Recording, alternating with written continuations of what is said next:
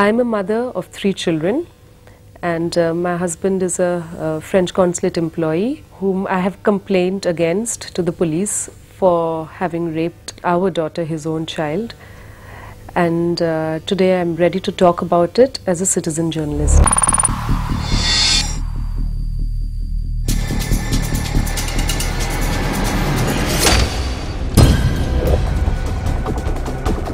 Before she could even speak in complete sentences, my 3.5-year-old daughter knew that her father was hurting her.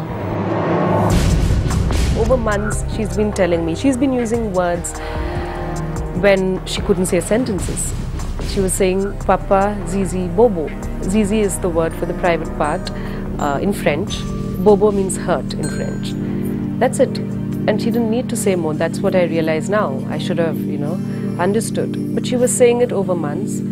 Then recently, last year she said a whole sentence. It hurts when I do pee-pee because Papa hurt me there in the Zizi. It hurts when I make potty because Papa hurt me there.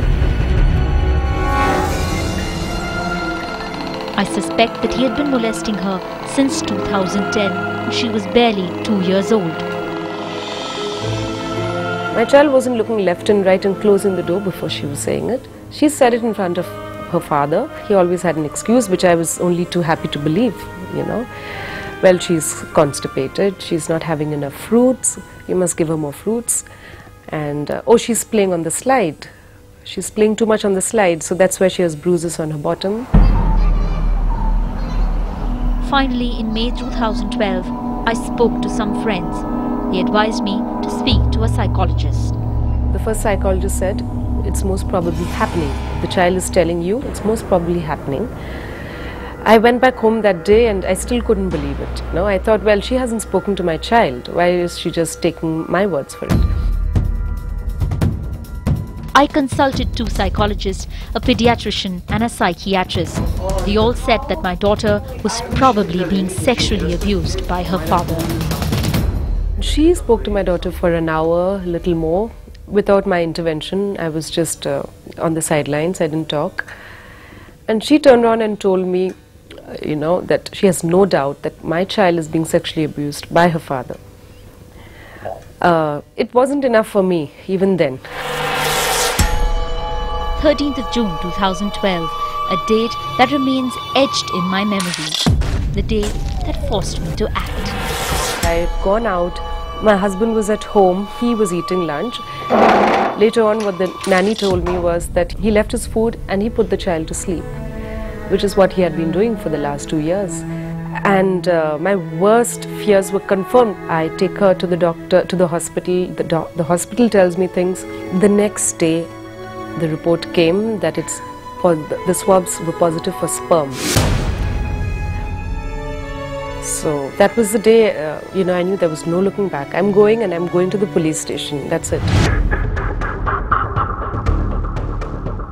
Numb with shock, I went to the police station with the medical report to file an FIR. 2 women from an NGO accompanied me. The police asked me many questions. I don't know how long it went on, but it went on for a long time. They asked me several questions.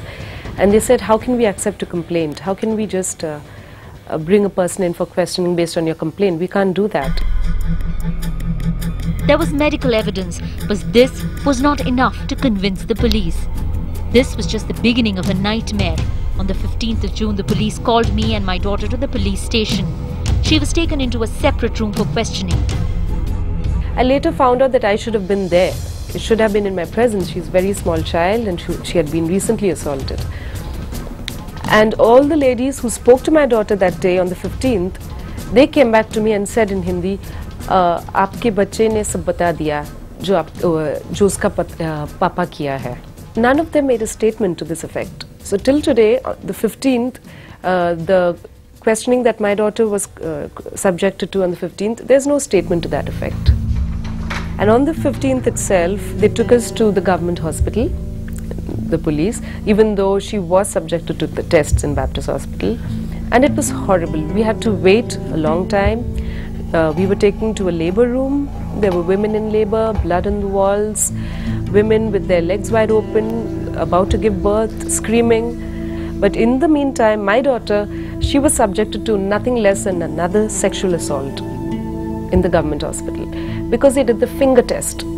They did it on my little child who's 3.5 years old. They did the finger test. She was screaming. My daughter was questioned a second time on 12th October 2012. This day, the IO had inappropriately probed my daughter about the sexual abuse using touch and crude questions. That he works with the French consulate further complicates matters. We feared that he might enjoy diplomatic immunity. 5 days later, the police clarified that he would not be given diplomatic immunity. He was finally arrested. He's out on bail currently and has made a petition in the High Court to quash the case against him. The French authorities are treating this as a case of marital conflict. They refuse to even acknowledge the rape charge sheet against him. I am now fighting two battles, one in a criminal court and another in a family court, to make sure he doesn't get the custody of the children. Our lives have changed forever, but I haven't lost hope. There is no justification for it. There is nothing at all that can justify continued abuse of a child. This is a citizen journalist from Bangalore.